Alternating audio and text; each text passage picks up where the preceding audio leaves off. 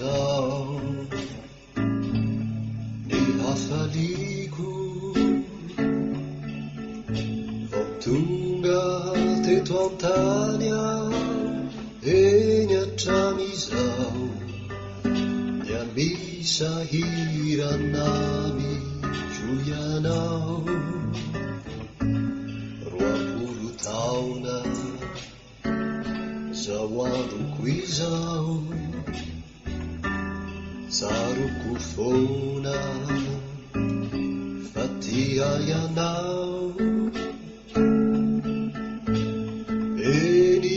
ferantany amizao tontolo izao ianao no tsara indrindra sy fonoko anatiko ao neny tiako ianao masoandro ifaliko neny tiako ianao fa mitantana ny diko ny zava-tsony tany mandalo eny any tsy ritra tsy mankanle ny fitiavanao izany adalako dia mitomany anao mananatra mangina manoro sotry izao fantatro rineny fantatro ireny fitiavana tsy lodory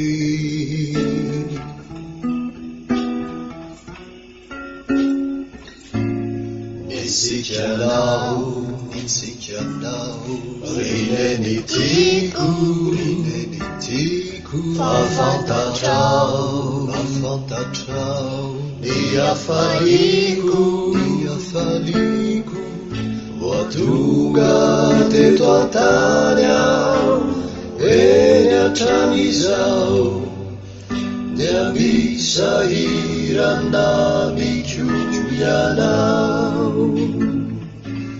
roapolo taona androko izao saroko foana tia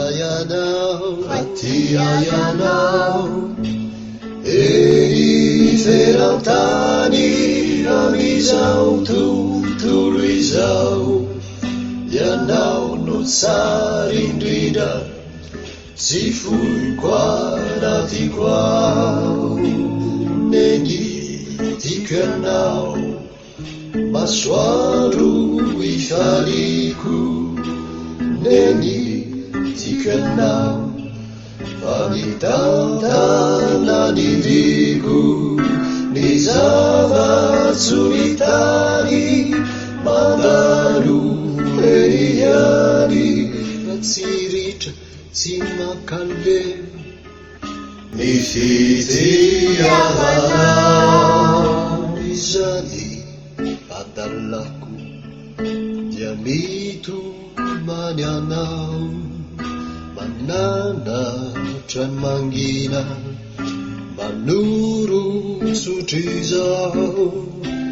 fantatro ineny fantatro ireny fitiavana tsy lodo